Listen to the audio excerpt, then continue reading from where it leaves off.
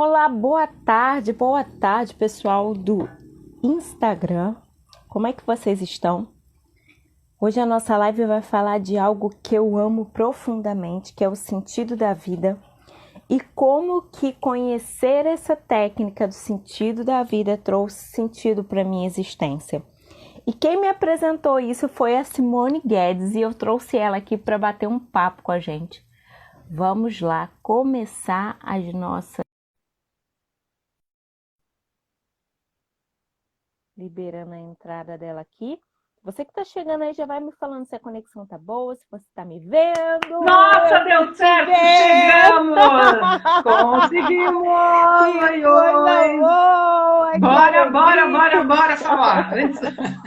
Agora que funcionou, bora falar! Bora falar. Tudo bom, Quero te Irlane? agradecer. Quero te agradecer e daqui a pouquinho eu vou contar um pouquinho a história como eu te conheci. Mas eu quero te agradecer por você ter aceitado o meu convite de estar aqui comigo, falando sobre encontrando a alegria nos pequenos momentos da vida. E se apresenta, fique à vontade, a casa é sua e vamos lá. Gente, eu estou super feliz com esse convite da Irlânia. Na verdade, é a primeira vez que a gente vai ter essa conversa juntas. Uhum. Nós nos conhecemos via internet, já falamos muito, mas de verdade é o nosso primeiro bate-papo.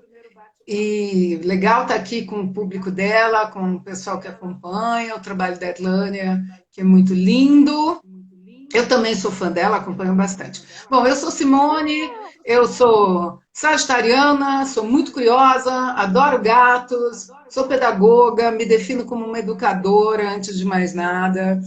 Há alguns anos eu comecei a percorrer um caminho dentro da logoterapia, que é uma abordagem humanística que foi criada pelo Dr. Viktor Frankl, e eu realmente encontrei algo extremamente significativo na minha existência.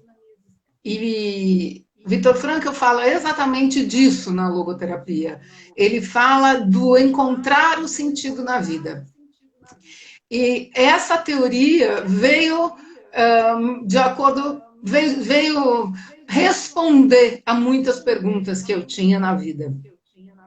Eu trabalhei com educação desde muito cedo, depois eu fui trabalhar no universo empresarial, no mundo corporativo, tive uma grande experiência no mundo corporativo, e lá eu comecei a trabalhar com planejamento de carreira, e em alguns momentos dentro da minha área de customer service, as entrevistas de contratação e as entrevistas de desligamento era feito por nós, embora eu não era da área de RH, eu era da área de supervisão e coordenação, mas em alguns momentos essas entrevistas eram feitas por nós.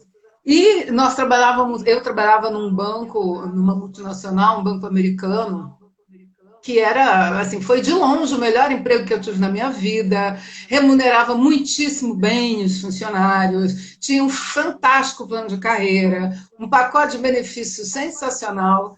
E aí, no meio disso tudo, tinha gente que chegava e falava, eu quero ir embora. Pediu demissão. E aí eu me perguntava, mas por que essa pessoa quer sair daqui, né? Que era tão importante aquilo para mim, era tão importante para tantas outras pessoas. E a gente fazia as perguntas de praxe. Ah, você está satisfeito com o seu salário? Tô. Você está satisfeito com os seus benefícios? Tô. Você está satisfeito com A, com B, com C? E aí, no fim, a conversa, as pessoas diziam, mas não faz mais sentido para mim. E lá naquele tempo, eu estou falando de muitos anos atrás, esta resposta não fazia sentido para mim. Quando aquela pessoa que tinha todas aquelas questões resolvidas, né, e muito confortável, tomava uma decisão de abrir mão de tudo aquilo porque não fazia mais sentido para ela. Então, eu ouvi isso muitas vezes nesses processos de desligamento dentro dessa empresa, de pessoas que estavam muito bem sucedidas, eram muito bem sucedidas, muito bem colocadas, mas eu não compreendia o que elas queriam dizer. A partir daí, eu fui em busca destas respostas para mim. E eu obtive muitas respostas, né? Uma fase que foi super importante foi quando eu cheguei na liderança espiritual, numa época que não se falava disso, eu estou falando de 12, 13 anos atrás. Então, quando eu cheguei nessa teoria da liderança espiritual, aquilo começou a fazer mais sentido. Mas eu não queria falar exatamente do espiritual, porque isso não atende a todo mundo. Nem todo mundo tem este vínculo que nomeia de espiritual. E aqueles que não tinham o vínculo com o espiritual estavam fora. Quer dizer, também não respondia, né? Até que em 2010 eu conheci a logoterapia. E aí a logoterapia respondeu às minhas questões pessoais. Porque a logoterapia fala de sentido na vida, de encontrar sentido na vida. E encontrar sentido no aqui e agora, no cotidiano, no rotineiro, no arroz e feijão, que de vez em quando tem um estrogonofe. Ok, vamos combinar que é legal. Né? Mas assim, a logoterapia fala de coisas simples e de coisas concretas. Então, que teoria é essa criada por esse médico, neurologista, psiquiatra, no começo do século passado, lá para os meados de 1925, 1928, ele já tinha essa teoria dele. O que ele estava querendo dizer para nós?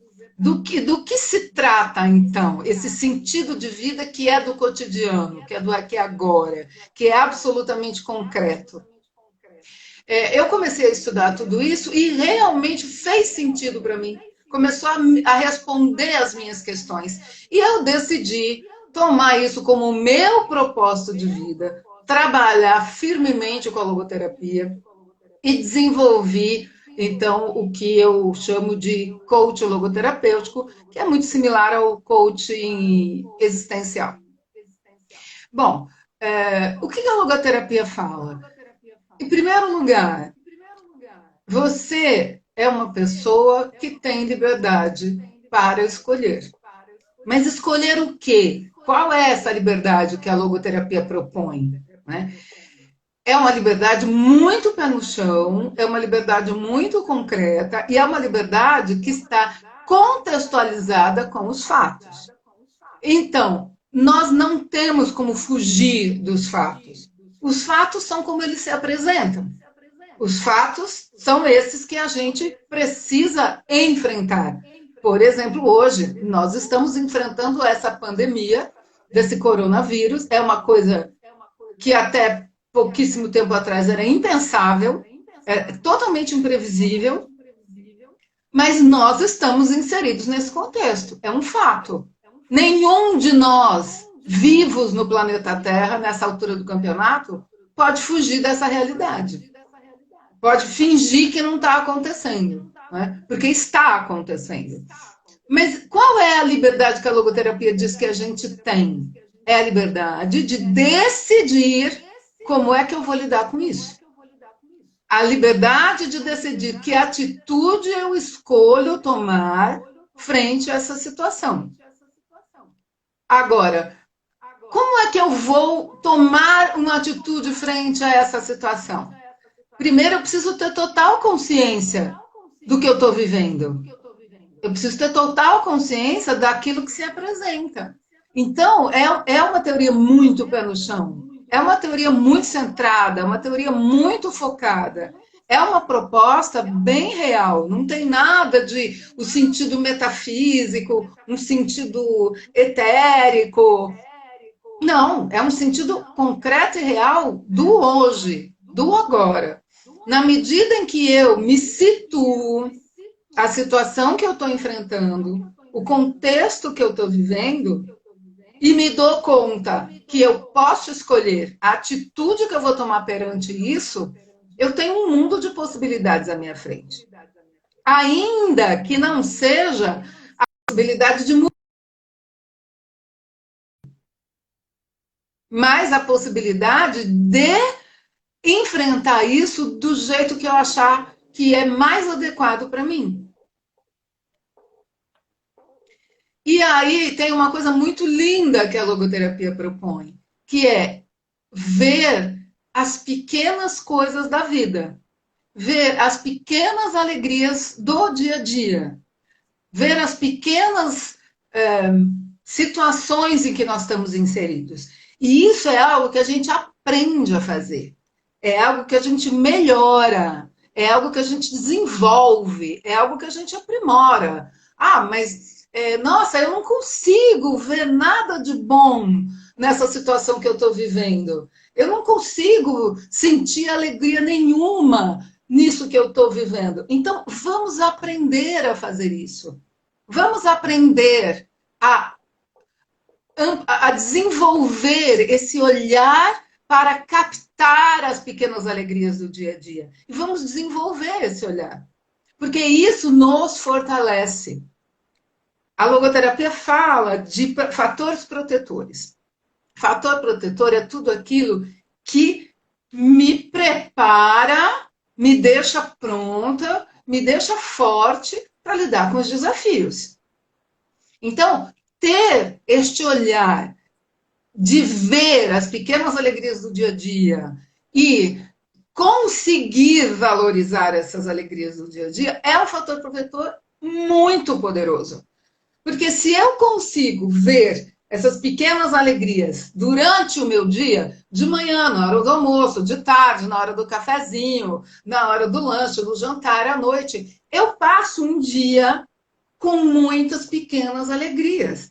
E isso me preenche, isso me faz bem, isso me deixa fortalecida, isso me deixa centrada. Para quê? Para lidar com a situação real, com os fatos reais, com a concretude da vida, com os desafios da vida. Se eu não me preparo, se eu não desenvolvo os meus fatores protetores, quando as questões aparecem, eu não tenho como enfrentá-las, porque eu estou frágil, porque eu estou vulnerável. A fragilidade e a vulnerabilidade fazem parte da vida. Todos nós temos esses momentos de fragilidade e vulnerabilidade.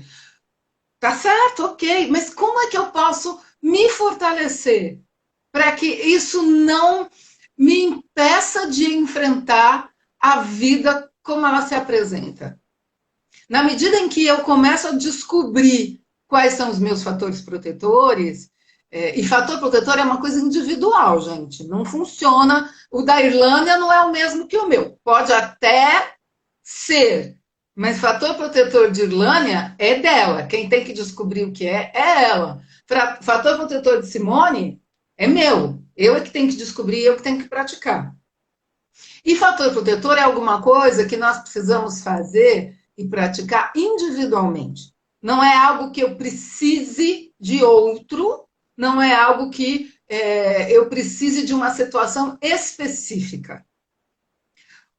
Por exemplo, eu tenho um costume na minha vida, há muitos anos, de que toda vez que me acontece alguma coisa boa, seja uma live interessante, seja um bate-papo, seja um encontro, seja uma conversa com um amigo, seja uma proposta de trabalho que foi aceita, seja um novo aluno que topou o desafio de vir fazer um curso comigo, enfim.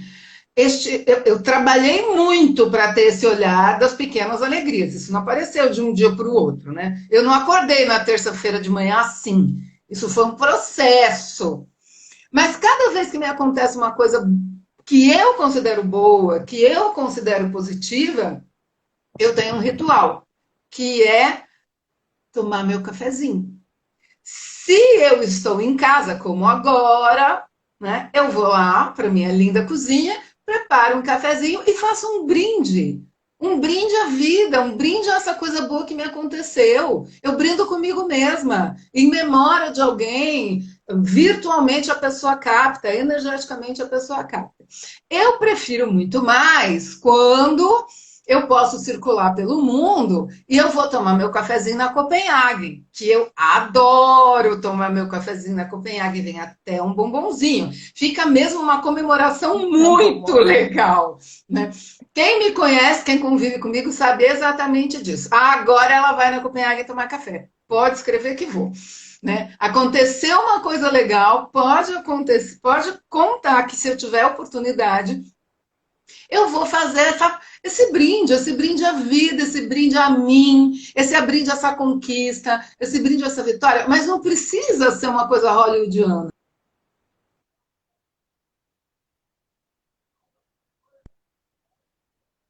E aí, conforme eu me dou este presente, né, de comemorar a vida, de comemorar as pequenas coisas, de ter esse olhar das pequenas alegrias, eu vou me fortalecendo. Então, é claro que eu tomo muitos cafés também, acontece o fato Uhum. de cada coisa que eu tenho para comemorar, eu vou tomar um cafezinho. Mas às vezes, assim, num dia tem 3, 4 coisas muito lindas para comemorar, né? Então, são pequenos rituais que a gente estabelece. Olha aí a minha irmã André Bianchini tomando cafezinho, assistindo a Café, minha live. sua Irmã, live. que coisa linda, obrigada. Né? E está de frente para o pôr do sol, tenho certeza, né? Marisa Ah, Caruso, querida, também é minha parceira do cafezinho das coisas boas. Gente, o que eu quero dizer é, o que é significativo para você? Encontre algo que é significativo para você, que faça sentido no seu dia a dia, quando algo importante, quando algo de valor, ainda que muito pequeno, aconteça. Como é que você vai comemorar esse ganho, essa pequena coisa, essa alegria? Como é que você vai é, fortalecer esses fatores protetores para te deixar centrada, para te deixar equilibrada, pronta para enfrentar os desafios da vida? Porque eles existem e com certeza existirão. Tem os de é agora e tem os verdade. desafios futuros, mas assim, Surgirão outros, né? virão outros. Que bom que virão outros, porque os Exato. desafios nos dão oportunidade. De Desafios são crescimento. oportunidades. Eles tiram a gente da zona de conforto. Eles chacoalham. Eles nos obrigam a olhar em volta. A logoterapia fala de ampliar o campo de visão. Né? E um desafio faz isso. Quando ele me chacoalha, ele me tira do lugar e eu tenho que começar a olhar em volta. E eu preciso acionar em mim a minha capacidade de ser criativa. Eu só posso responder a um desafio a partir do momento que eu acionar a minha criatividade. Isso também é algo que está muito forte na logoterapia. Viktor Frankl, quando ele fala desse sentido na vida, de encontrar sentido, ele nos dá 3 dicas maravilhosas. Ele fala, gente, isso é muito simples. Tudo bem que ele não usou essa linguagem, tá? Eu é que estou Uhum. traduzindo a moda brasileira. É. Século XXI, E, coronavírus, né? Você vai... Ah, Você fala, gente, vou dar 3 dicas para vocês encontrarem sentido de vida. Primeiro, criatividade. Ato criativo. Usem o seu potencial. Coloquem o seu potencial no mundo. Ele chama isso de valor de criação. É o nome que a gente encontra na logoterapia. Mas é isso, pega o seu potencial e põe no mundo, põe para funcionar. Sabe, o que é isso que você tem, que é tão valoroso dentro de você? O que é isso que você tem, que você sabe que você pode pôr no mundo e que vai trazer, que vai coar benefício para você, para as pessoas, para as causas que você acredita? Põe no mundo, faz acontecer. Valor de criação é ato criativo. Pega a tua criatividade e faz ela acontecer. Também não adianta você ficar pensando, né? Logoterapia é ação. Tem muito de reflexão, tem muito de conscientização, todas essas coisas que a gente estava falando, mas não adianta ficar só nesse universo. Precisa vir para o mundo real, para o mundo concreto, o mundo da ação. Então, nossa, eu sei que eu tenho isso, mas será que isso é importante? Será que isso vai fazer bem para alguém? Será que alguém vai achar isso legal? Você já experimentou? Experimenta, experimenta. Usa o seu talento. Encontre um jeito de colocar o seu talento no mundo. Encontre o seu talento a serviço de alguém. Encontre o seu talento e põe a serviço de uma causa. Encontre o seu talento e põe a serviço de alguma coisa que você acredita. E faz experiências. É um pouquinho por vez. É um passo hoje, é um passo amanhã, é um terceiro passo daqui uma semana, aí não tem passo nenhum por um tempo, né? E tudo bem também. Lembrando lá que a gente falou da fragilidade, da vulnerabilidade, temos dúvidas, acontece tanta coisa em volta, mas tudo bem, as coisas se organizaram de novo. Lembra, aciona lá seus fatores protetores e volta. Agora vamos para o passo 4. E, de repente, você construiu um caminho de sentido lindo, importante, valioso. Valioso para você, com certeza, mas valioso para quem te cerca, valioso para quem você está servindo, valioso para quem você está dedicando esse trabalho. Então, quando a gente fala gerar valor, hoje em dia, no mundo do empreendedorismo, a gente usa muito essa expressão, né? Do gerar valor. Mas o gerar valor verdadeiro é gerar valor humano. Frankl dizia isso: não corra atrás do sucesso. Sucesso como é que qual era a palavra que ele usava? É efeito, vamos dizer, não era essa, agora eu não me lembro a palavra, mas ele dizia: sucesso é efeito colateral de uma coisa que você fez com coração, com alma e fez bem feito. O sucesso vem. Quanto mais você correr atrás do sucesso, mais distante de você ele vai estar. Porque o que é o sucesso por si mesmo? O sucesso pode ser uma coisa absolutamente vazia e solitária. E absolutamente sem sentido. Quantas pessoas famosas a gente conhece, histórias de pessoas famosas que tinham sucesso, que eram ricas, que eram isso e era aquilo, e se mataram, porque não aguentaram o vazio. O sucesso por si mesmo não significa nada. Agora, quando a gente está falando de gerar valor humano, este valor humano também vai gerar um valor financeiro, que também vai gerar um valor social, que também vai gerar um valor empresarial, caminha junto. O físico tem que estar conectado com algo maior. A Kabbalah fala disso. Quem já se aventurou a conhecer um pouquinho da Kabbalah, ou leu, porque assim, a Kabbalah é uma coisa muito profunda, muito séria, muito ampla. Eu conheço vagamente, mas a Kabbalah fala isso. A Kabbalah do negócio, do trabalho, a Kabbalah dos empresários, eles dizem isso. Não adianta você tentar construir um império de sucesso físico. Ele não se sustenta. Se ele não tiver uma raiz superior, que é o que realmente vai dar sustentabilidade, a coisa não se sustenta. Então, Frankl fala algo nesse sentido, embora ele não esteja citando a Kabbalah especificamente, mas a logoterapia fala que o ser humano é um ser multidimensional e que nós precisamos atender a todas as dimensões humanas. Então, a gente precisa atender a dimensão física, corpinho lindo, que maravilhoso, né? Precisa atender a dimensão psíquica, manter a cabecinha em ordem, manter as emoções em ordem, manter os sentimentos em ordem. Saúde mental é fundamental. Mas ele diz que o ser humano tem uma dimensão que é a dimensão humana, que ele chama de noética, que nós podemos traduzir como a dimensão onde está a parte mais sublime do humano, onde há uma conexão com o belo, onde há uma conexão com o sagrado. Alguns vão dizer que é onde está a sua conexão com a fé, com a religiosidade, com Deus, ok. Outros vão dizer que é a sua conexão com a natureza. Mas, enfim, essa dimensão noética é a dimensão da humanidade do ser humano. E que, se a gente não cuidar de todas essas dimensões, não funciona. Eu tenho que cuidar do físico, eu tenho que cuidar do psíquico e eu tenho que cuidar do noético.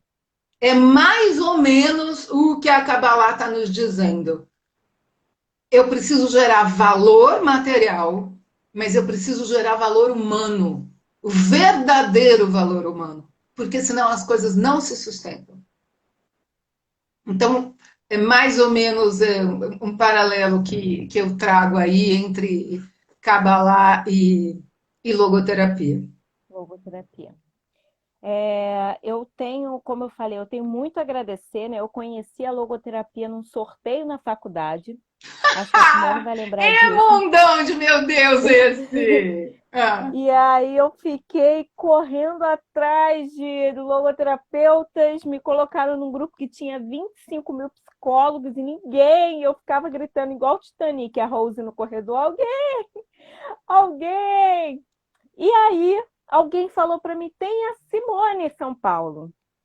E eu entrei em contato com a Simone. Você lembra disso, né, Simone?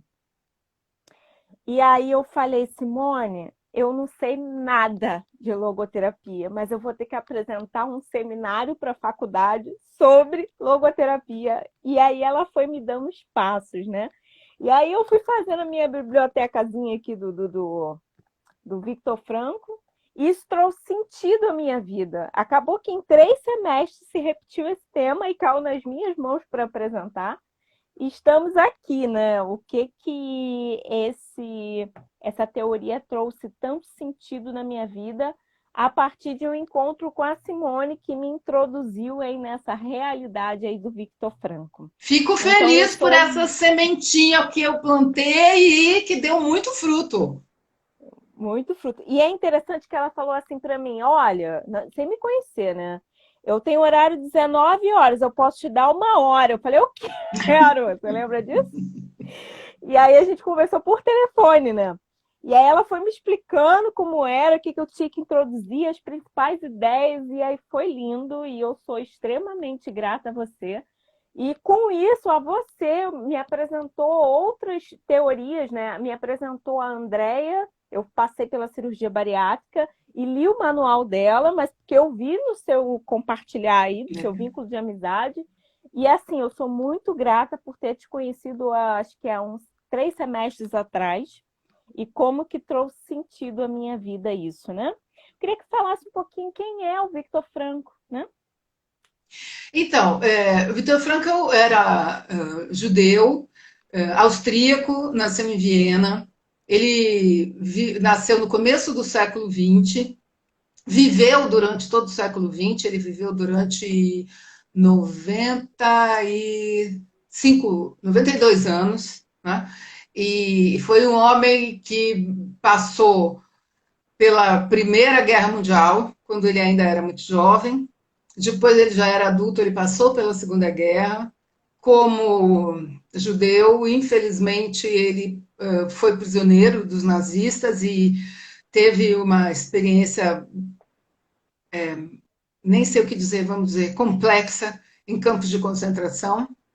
Ele passou por 4 campos de concentração e ele sobreviveu a todos. Sobreviveu por 3 anos e meio como prisioneiro e finalmente foi libertado e retomou sua vida. Ele sabe quando ele fala de sentido de vida, né? Porque tem uma coisa muito interessante.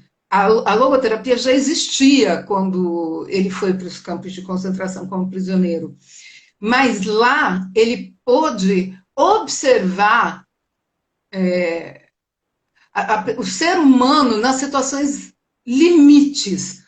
E aí, a teoria que ele já tinha desenvolvido, ele pôde observar essa teoria funcionando.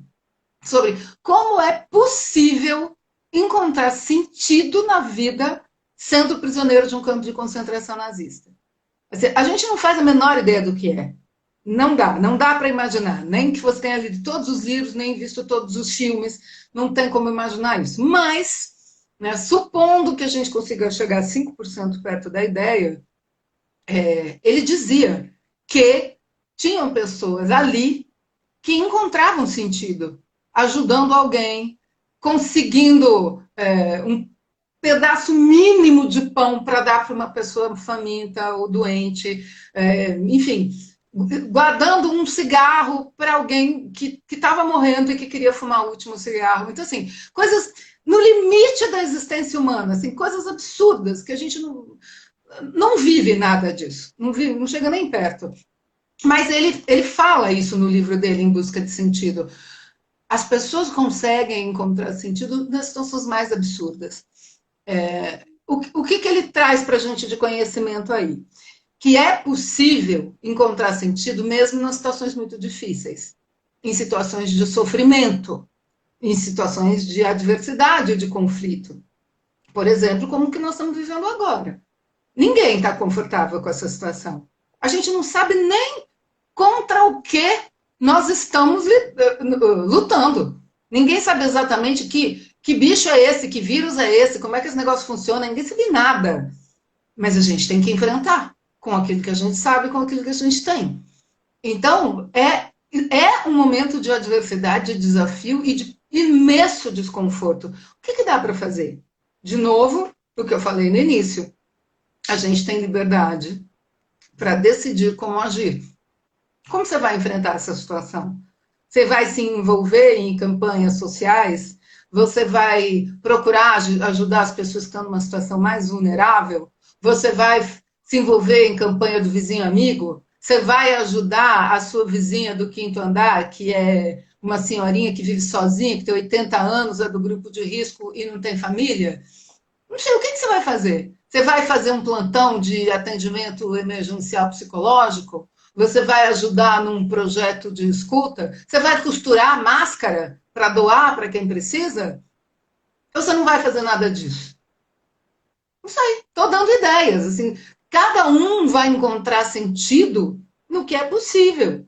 Né? Imagina esses profissionais da saúde que estão trabalhando nas linhas de frente, que estão trabalhando nos hospitais. Imagina que desafio essas pessoas estão enfrentando.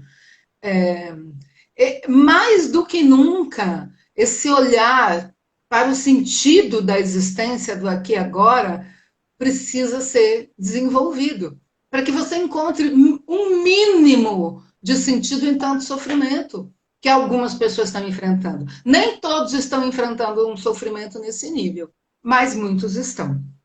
Ok, voltando lá a Frankl. Então, Frankl retomou a vida dele e retomou a logoterapia e escreveu muitos livros e deu muitas aulas e fez muitas viagens, participou de muitos congressos, sempre aprimorando essa ideia, esse conceito de encontrar sentido na vida. Em qualquer situação que você esteja vivendo, em qualquer situação que você esteja lidando. E o que Frankl nos ensina é que você pode transformar uma situação muito difícil e uma situação muito desafiadora em algo valoroso. E não estamos falando de prazer, nem de felicidade, porque esse caminho entre algo muito difícil para algo valoroso não é nada fácil, mas é possível ser feito. E outra coisa que é muito interessante na logoterapia, Frankl, ele estudou os sobreviventes. Ele não estudou as pessoas que morreram, as pessoas que padeceram, as pessoas que sucumbiram, as pessoas que adoeceram. O olhar dele era para o sobrevivente. A pergunta que ele fazia é assim, o que aquela pessoa acionou dentro dela? Que chavinha foi essa que ele conseguiu tocar, que ele conseguiu sobreviver a essas coisas tão absurdas, tão difíceis? Foi esse o estudo que Frankl fez. O que esse sobrevivente tem para nos ensinar? O que esse sobrevivente foi capaz de vislumbrar, foi capaz de acionar, que nós podemos aprender com eles? Então, o estudo de Frankl é sobre o ser humano que sobrevive a situações difíceis. Por isso, é maravilhoso. O que a gente pode aprender é maravilhoso. Em vez de eu ter um olhar para a doença, para a morte, para o fim, eu olho exatamente para a vida. O que me mantém viva? O que me mantém em ação? O que me mantém em busca de um significado constante para a minha existência? Então é disso que a logoterapia fala. Eu estou usando uma linguagem bem simples, tá? Não é nada uma linguagem acadêmica. Se a gente vai se aprofundar nesse estudo, e mesmo em estudos iniciais de logoterapia, para as pessoas que querem conhecer mais, a gente vai usar um outro caminho, uma outra linguagem. Mas o próprio Viktor Frankl, ele dizia, se as pessoas comuns não entenderem o que eu estou falando, o que eu estou falando não serve para nada. Tinha uma frase assim, mais ou menos, num dos livros dele, e quem conviveu com ele cita muito essa frase. Frankl dizia, olha, se aquela pessoa ali, que é uma pessoa simples, do mundo, um trabalhador, não entendeu o que eu estou falando, eu estou errado. Porque ele dizia, a logoterapia é para a vida, a logoterapia é para o dia a dia. A logoterapia não é para ficar guardada a sete chaves no mundo acadêmico. A logoterapia não é para ficar guardada, né, nos grandes cofres da ciência e da pesquisa. Ela é também para a ciência e para a pesquisa e para o mundo acadêmico. Mas para quê?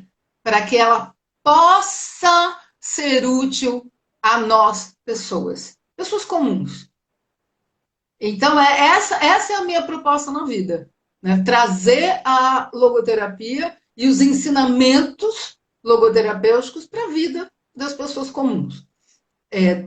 Agora eu quero assim, só contar um pouquinho de como é o meu trabalho. Eu sou pedagoga e sou administradora, e eu trabalho com coaching logoterapêutico e com a parte educacional. Então, eu ministro cursos de introdução à logoterapia, tenho grupos de estudos iniciantes, grupos de estudos de aprofundamento. E lá no nosso núcleo, a gente também tem a parte da clínica. Então, a logoterapia utilizada como uma abordagem clínica dentro do processo psicoterapêutico, mas isso é feito por psicólogos. Né? O que eu quero dizer com isso? Eu posso usar a logoterapia no mundo corporativo, na vida organizacional, no aconselhamento, no coaching, no mentoring, no counseling, na gestão de pessoas, nos processos de liderança, nos processos educacionais, nos processos de saúde, na área da medicina, como uma abordagem da psicoterapia clínica. Quer dizer, a logoterapia é um jeito de pensar, é um jeito de ver a vida, é uma filosofia, é um jeito de estar no mundo. E eu posso pegar essa teoria e aplicar num monte de coisas. Eu estou vendo aqui que a gente tem pouco tempo. Quanto tempo a gente tem, na verdade? 23 minutos. Ah, ok. Então, como a gente demorou para entrar, é um tempo diferente. Eu estou vendo aqui. A Flor de Prado perguntou assim: você falou 3 dicas, criatividade e as outras 2. Flor, que linda que você está aí. Beijo, beijo, beijo. Mas eu não falei das outras 2, não. Você não perdeu nada. Eu vou falar agora. Frankl, então, deu 3 dicas. Gente, olha só, para encontrar o tal do sentido da vida é assim. Primeiro, criatividade. Põe o seu potencial no mundo. Faz acontecer o que você tem de melhor. Realiza no mundo real e concreto toda a tua capacidade. Use o teu ato criativo. Isso a gente também chama de trabalho. Isso pode vir no formato de um emprego. Isso pode vir num formato de uma carreira. Isso pode vir num formato de um trabalho voluntário, mas isso é o jeito de você viver, é o jeito de você cuidar da casa, é o jeito de você tratar a sua família, é o jeito de você cuidar do seu gato, é o jeito de você fazer comida, é o jeito de você se relacionar com os amigos, é como você se põe no mundo. A segunda dica é através dos valores vivenciais, sobre a qualidade dos relacionamentos que você estabelece. Então, o primeiro, a criatividade, é o que eu dou para o mundo. Agora, a qualidade dos relacionamentos que eu estabeleço. O que eu aceito do mundo e das pessoas? Como que é esse processo de troca? Como é esse processo vivencial? Como é que eu me relaciono? Como é que eu lido com a questão do amor, do afeto, dos vínculos? Então, a ideia é viva com plenitude os seus vínculos afetivos.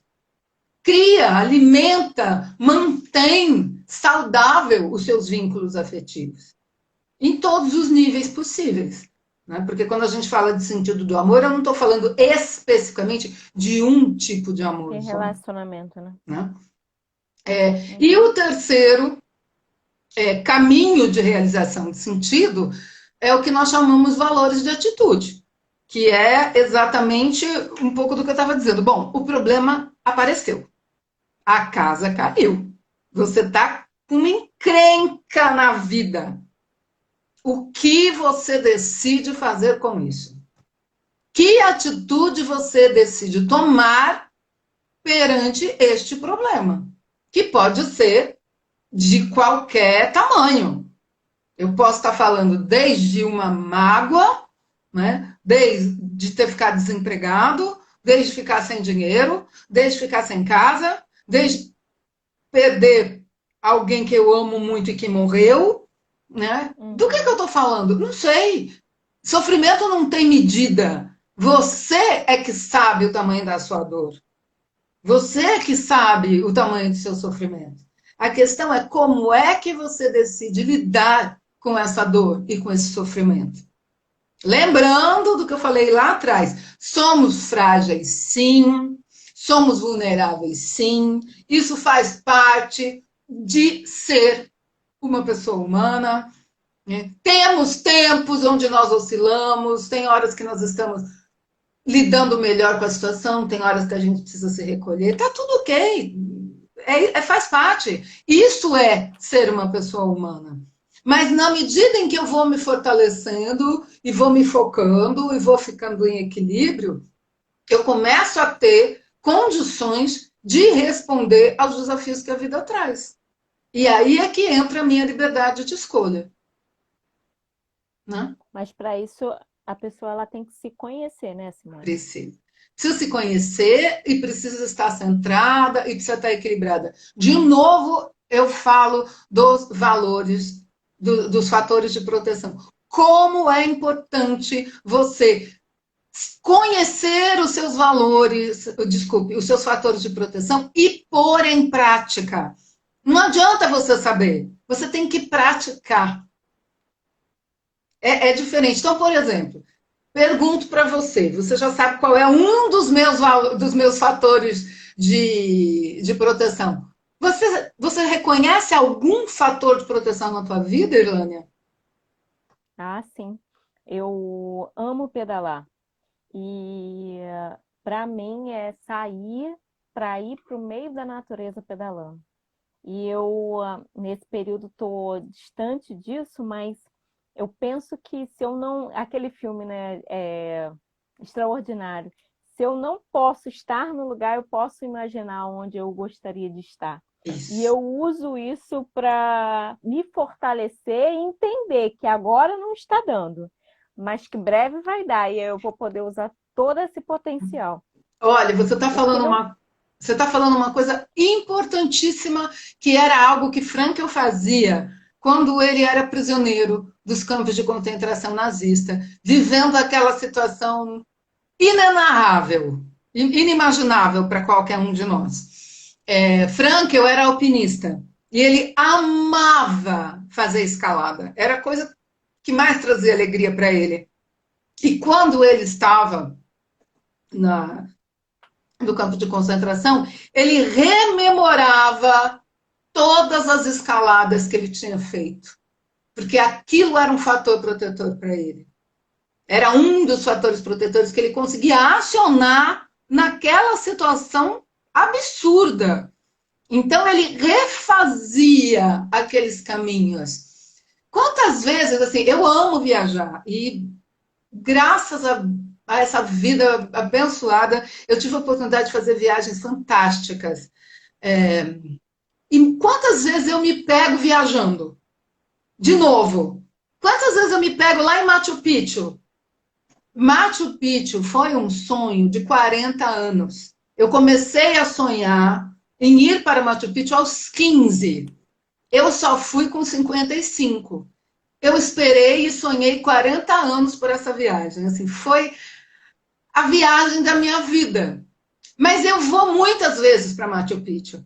Muitas e muitas e muitas. Quantas vezes eu estou aqui fazendo, sei lá, qualquer coisa que eu não preciso estar focada mentalmente, e eu me transporto para lá. E faço viagem de novo, e percorro Machu Picchu outra vez. A gente tem essa possibilidade. Isso é um fator de proteção fortíssimo, poderoso. Então, o que você está falando, Frank, eu praticava. Muito sábia, minha amiga Irlânia. Gostei.